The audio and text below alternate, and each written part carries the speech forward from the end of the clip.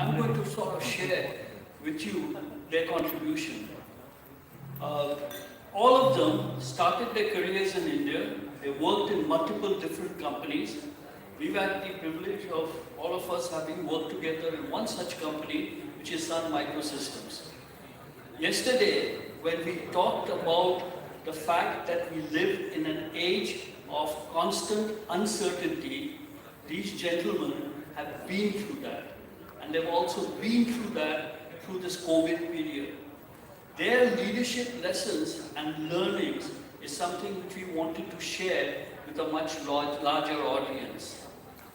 Most of these, their careers have been spent in building large product, technology, services companies.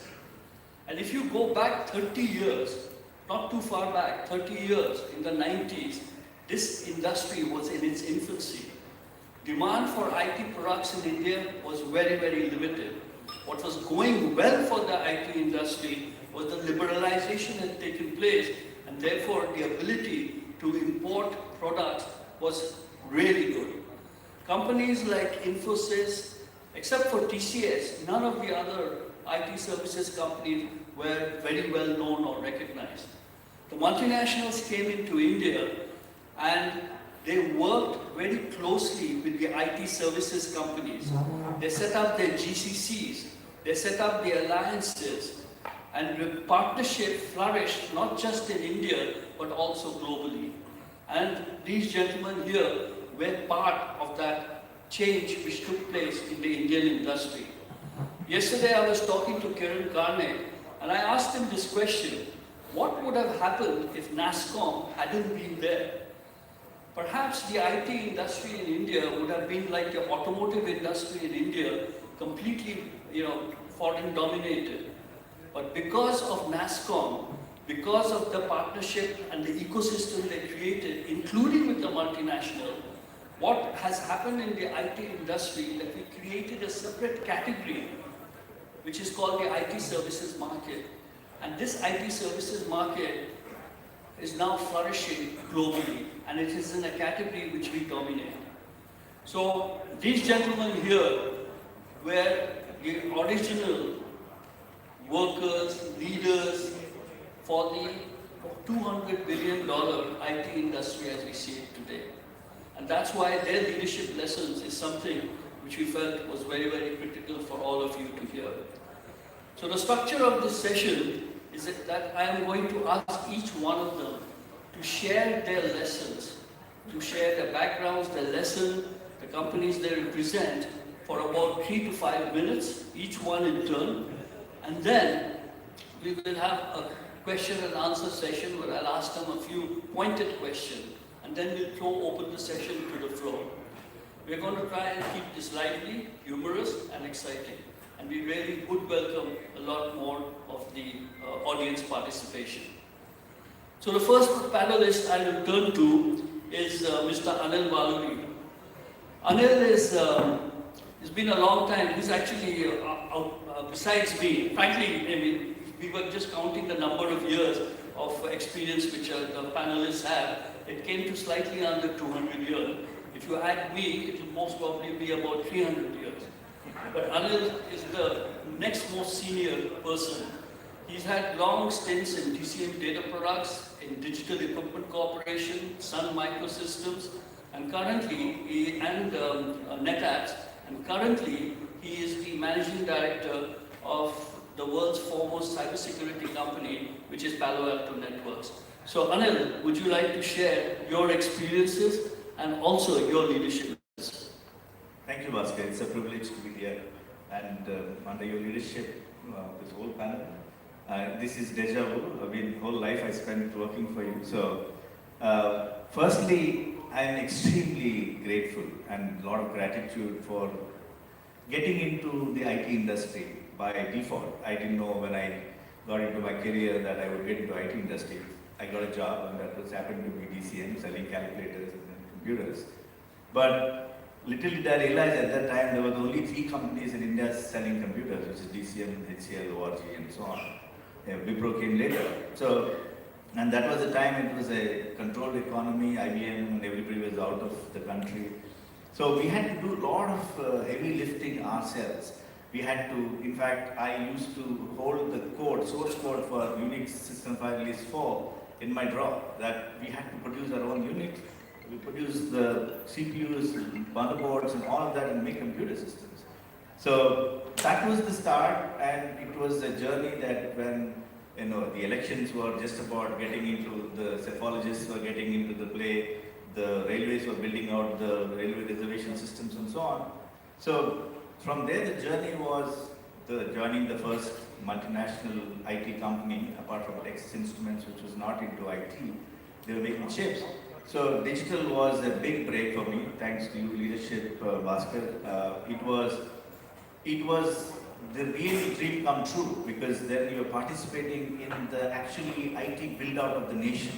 You are participating in the build out of railways, banking systems, telecommunication systems, internet, IT, ITS companies.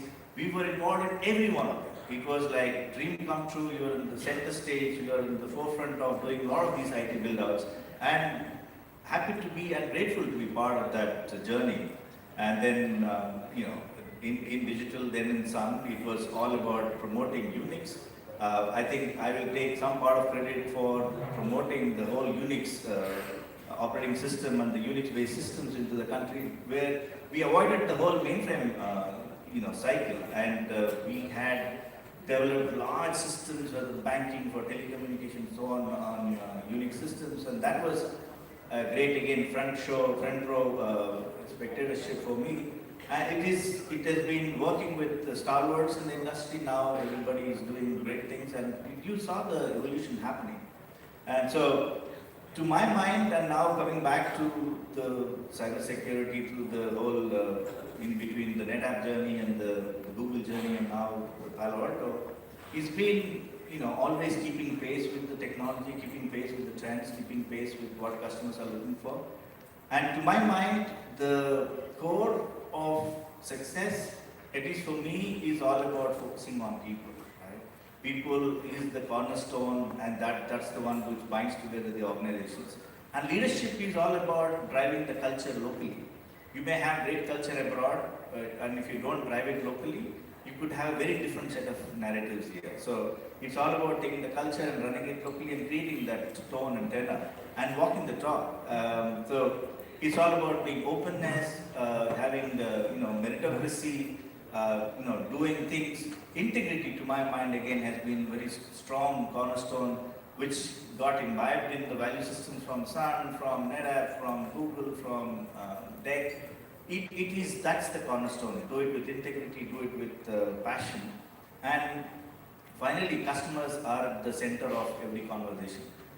The reason why a lot of my successes have happened is because if you put yourself in the customer's shoes and think what they would be looking at you from the other side, you will get a lot of answers. It's not about our story to the customers, it's about customers, how they look at us. So people and customers, to my mind, has been the reasons why it has been a successful journey, and I thank God and thank you and a lot of leaders. Had the fortune of getting mentored by some of the finest leaders in the industry, and you picked a lot of good things. And it's not, you don't read it in books, but you have to practice it. So that's been one. I think the journey has been wonderful so far, and I continue to be, technology is all about, like Bhaskar keeps saying, technology has got a life of a banana. It goes stale very quickly. So how do you keep pace with it? It's about, you should be interested in technology, you should practice it, you should really love it. And I am a technologist at heart, and while I find it difficult now to keep pace with it, there's so many changes, but continue to be at least, keep aware of what's going on, keep reading and knowing and talking to customers and employees. The last, I think I would give as the reason why I've been successful is because of my people. So my mantra is simple: hire people better than you, and you look good, right? You surround yourself with great people, all your inadequacies are covered up. So that's been my mantra. So have great people around you, and you look good. Thank you. Thank you. Thanks. The next individual I'd like to introduce is the gentleman on my left, Mr. Kulmeet Bawa. Actually, he's started his career as an army officer. He was in the Armored Corps for 10 years. And then he went to ISB to refresh himself. And that's where I first met him when I was in Sun Microsystems. Currently, today, he is the managing director of SAP. Prior to that, he was the managing director of Adobe.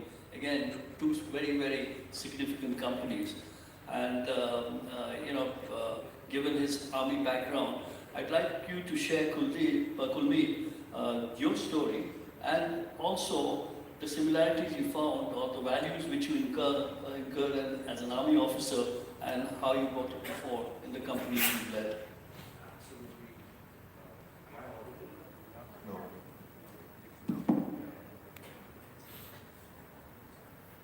Hello, am I audible? Yes, I am. Okay. So thank you, and firstly, thanks for teeing it up so beautifully for all of us, Bhaskar, as always. So I don't think you would have ever underdone yourself, if I could say that. I also want to say something. Yesterday when we were at dinner, I've come to Kolkata after a long time, but I have some very fond memories, and I'm sure most of the people on this panel don't know. So I've spent a few years in Kolkata, some of the best years of my life. For those of you who are from Kolkata, well, I understand a lot of you are traveling in, and those were lovely teenage years as I was growing up. So I've schooled in this city, so there was a lot of memories as I was driving in from the airport, coming in here.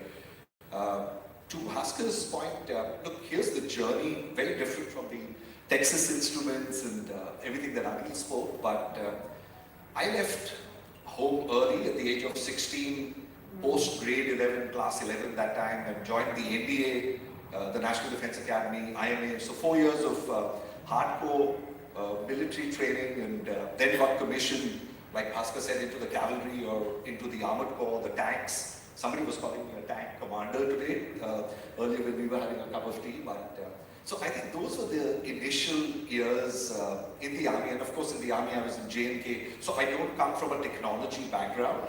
I've always loved technology. I've always loved sharpening the saw, as I call it, on what's coming in, what the future is going to herald in, but I was not from a technology arm. So I come from a fighting arm, J&K for 6.5 years, and across, with the president, with a governor of a state for some time. So that was the army, and I think things were going very well, and for me it was what next. I call it the what next syndrome very often. What's the next big challenge that I would undertake? So that was the transition into the civil street almost 19, 20 years ago.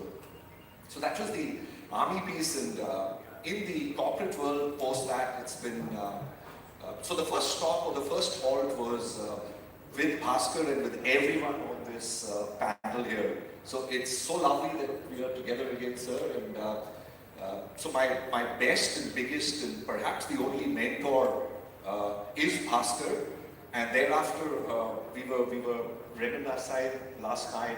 Vishal is the guy who actually came down to campus when I was at B school to get me on board, got me flying down. Rajesh taught me everything about sales. Anil tried his best to teach me a little more about technology, and of course Uni on marketing. So very fond memories coming back. So I did my stint with Microsoft for a couple of years, Adobe, like very different companies. Very different learnings, very different cultures, but absolutely each one of them was a huge amount of learning from the way I saw it. So to Bhaskar's question, I think a lot of the fundamentals, whether it was in the army or outside, have remained the same. I could look good in front of media when they asked me, how was the transition and what did you learn? But a lot of the fundamentals, and I strongly believe that what we learn in the formative years as we are growing up sticks to us for life and comes out at various phases and stages of our life. But if I was to look at the top 2, 3, 4 learnings or the fundamentals that I've utilized, very similar to Anil, I think the first piece I would talk about is team building, collaboration, the power of people, understanding that it's always the team that wins, right? And I think that was ingrained into us in the formative years. So I could be as kick-ass, as good, the best of the best, the top 10 standards. It didn't matter, right? Unless my whole team came back home at the end of a patrol or at the end of a... So I think that one piece, collaboration, bonhomie, camaraderie, I could go on with synonyms, and each one of them could be a 20-minute chat on what it means. But I would say that was the cornerstone of the way we grew up. Number two, and again, Anil alluded to the same aspect, and what I've utilized over the last 18, 20 years in the corporate world, how do you build a culture of authenticity, of transparency, of what you see is what you get, rather than you have a khatab and you've now become the Raja of something. And I've always believed that we get the opportunity to lead in order to serve, right? That's the main motive of leadership. It's not about the pips and the khatabs, I love that word, on your shoulders, but it's about how do you serve people. So building an organization which is authentic, transparent, where people can be themselves, I think has done wonders through my learnings over the last. And the last piece, without taking too much time, I would say is, to me it's been about how do you play for failure? How do you build a culture where you yourself and your teams and your people, the organizations are allowed to fail, they revel in failure, because to me that's where the actual magic starts happening. That's when you start thinking out of the box. You've got a psychological safety that you build in the organization for people to think out of the box, to give their best of the best, bring it on board, rather than worrying about, so almost like how do you celebrate failure time and again, rather than coming in a boxed approach that this is life and this is the way we're going to lead it. So I'll pause here, but fantastic to be here again, Master, and thank you for that. Thank you for me for your remark. The next panelist I'd like to call upon is Vishal Rupert. I've actually known Vishal for many years.